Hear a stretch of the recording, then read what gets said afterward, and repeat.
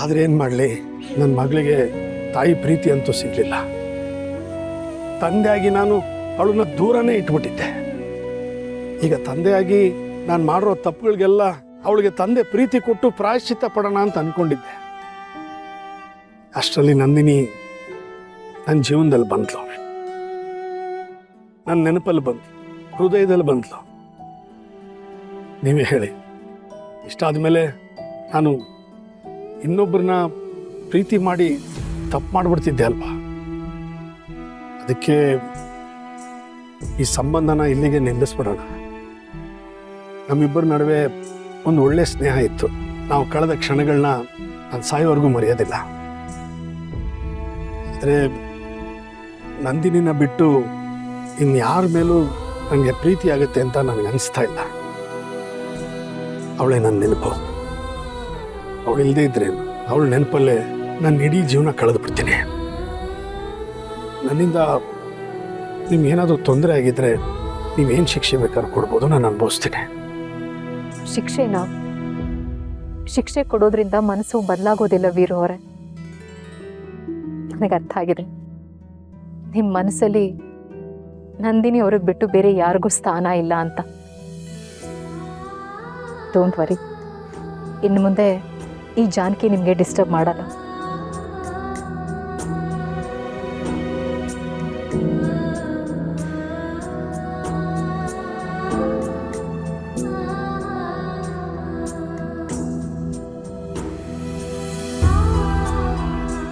ಬರ್ತೀನಿ.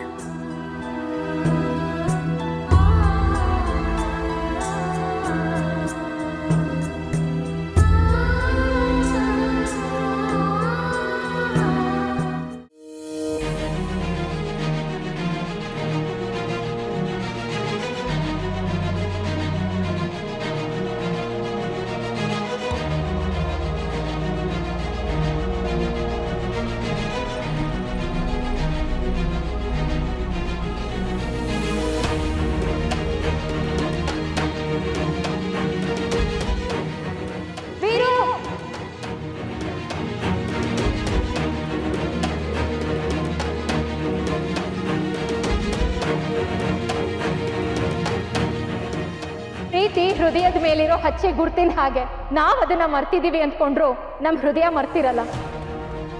ಎದೆ ಬಡ್ತಾ ನಿಲ್ಲಬಹುದು, ಆದ್ರೆ ಪ್ರೀತಿ ಸಾಯಲ್ಲ. ಉಸಿರಿರೋವರೆಗೂ ಪ್ರೀತಿಸೋರ ಹೆಸರು ಮನಸ್ಸಲ್ಲೇ ಇರುತ್ತೆ. ಪ್ರೀತಿ ಶಾಶ್ವತ.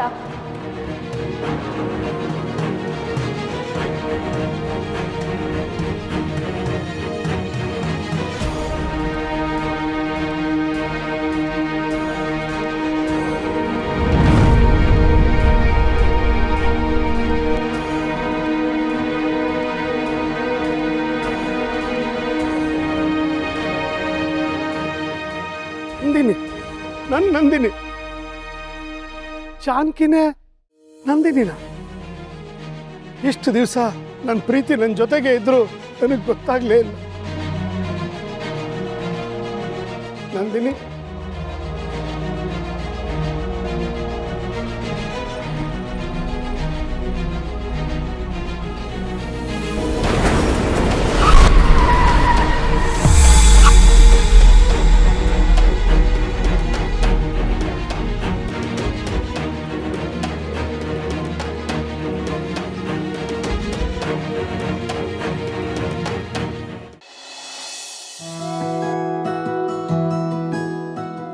ಸುಬ್ಬು,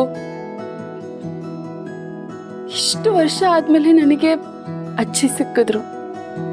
ಈಗ ಅಪ್ಪನ ಪ್ರೀತಿನೂ ಸಿಕ್ತು. ಇಷ್ಟು ವರ್ಷ ನಾನು ಎಷ್ಟು ಬೈಕೊಂಡಿದ್ದೀನಿ ಗೊತ್ತಾ? ನನಗೆ ಪ್ರೀತಿ ತೋರಿಸೋರು ಯಾರೂ ಇಲ್ಲ, ನಾನು ತುಂಬಾ ನತರದಷ್ಟೇ, ಹಂಗೆ ಹಿಂಗೆ ಅಂತ ಏನೇನೋ ಅನ್ಕೊಂಡ್ಬಿಟ್ಟಿದ್ದೀನಿ. ಆದರೆ ಈಗ ನನಗೆ ಗೊತ್ತಾಗ್ತಿದೆ ನಾನು ಎಷ್ಟು ಅದೃಷ್ಟವಂತೆ ಅಂತ.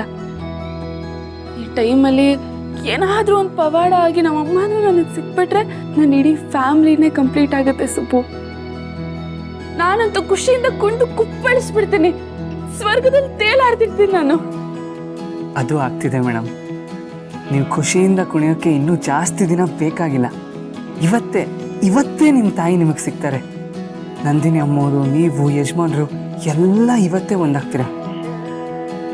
ಸುಬ್ಬು, ಅಮ್ಮ ಇದ್ದಾರೆ ಅಂತ ಅಂತೂ ನನಗೆ ಗೊತ್ತಾಯ್ತು. ಆದ್ರೆ ಅವ್ರು ಎಲ್ಲಿದ್ದಾರೆ? ಅವ್ರು ಯಾಕೆ ನನ್ನ ನೋಡಕ್ ಬರ್ತಾ ಇಲ್ಲ?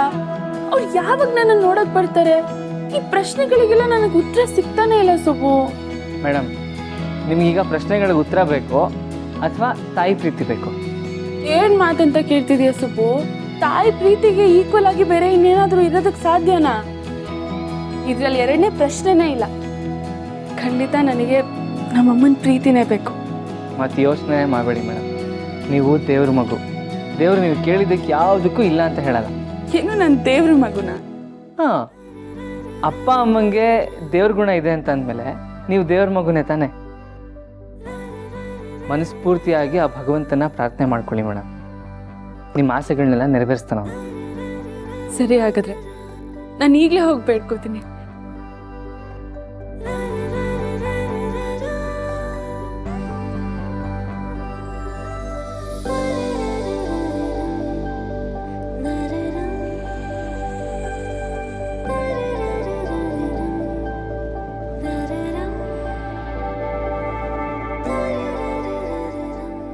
ದೇವ್ರೆ, ನನಗೆ ಅಪ್ಪನ ಪ್ರೀತಿ ಸಿಗೋ ಹಾಗೆ ಮಾಡಿದ್ಯಾ.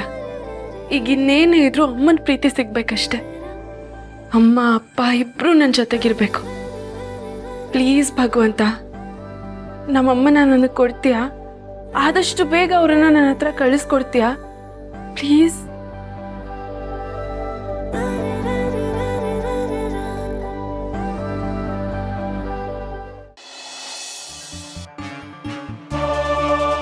Doctor doctor doctor doctor